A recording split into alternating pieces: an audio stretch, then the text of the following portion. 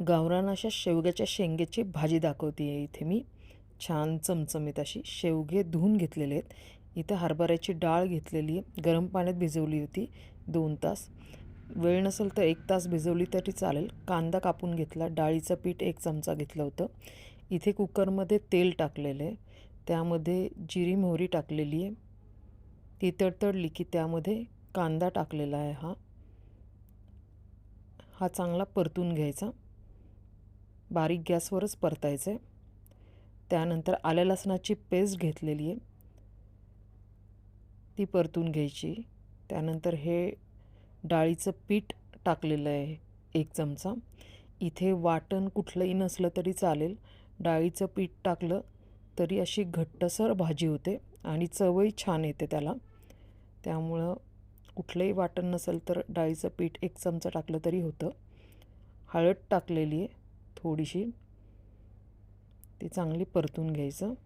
त्यानंतर ही हरभऱ्याची डाळ टाकलेली आहे, ही 1 तास भिजवलेली होती गरम पाण्यात आणि मग टाकलेली आहे. आणि ही अशी बारीक गॅसवर चांगली परतून घ्यायची. परतल्यामुळे चांगली शिजते लवकरात लवकर आणि त्याची जी भाजी होते ती छान पुरणाच्या आमटीसारखी होते. इथं शेवग्याची शेंगाही चांगली परतून घ्यायची, कारण आपण उकळून घेतलेलं नाही आहे हे, त्यामुळं परतून घ्यायचं व्यवस्थित बारीक गॅसवरच. चांगलं परतल्यावर भाजी लवकर शिजते.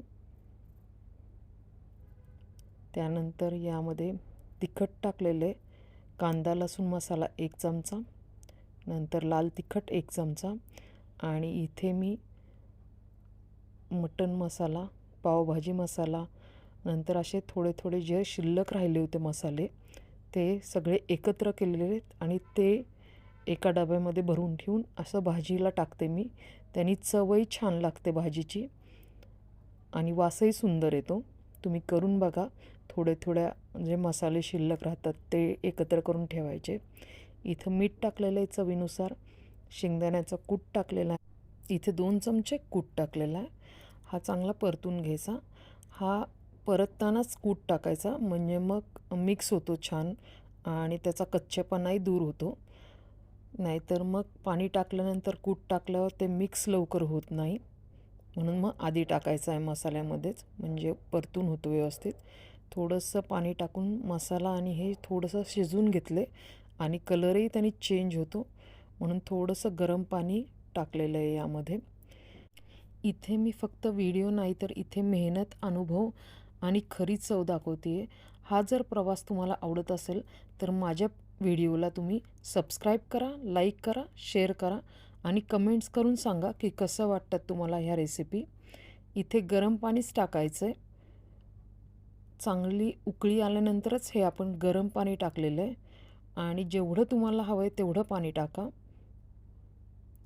कमी नाही टाकायचं, थोडंसं जास्त टाकायचं, म्हणजे मग शेवगा शिजायलासुद्धा पाणी लागतं. हे उकळी आल्यानंतर झाकण लावायचं आहे आणि त्यानंतर 3 शिट्ट्या झाल्यानंतर गॅस बंद करायचं आहे. झालेली आपली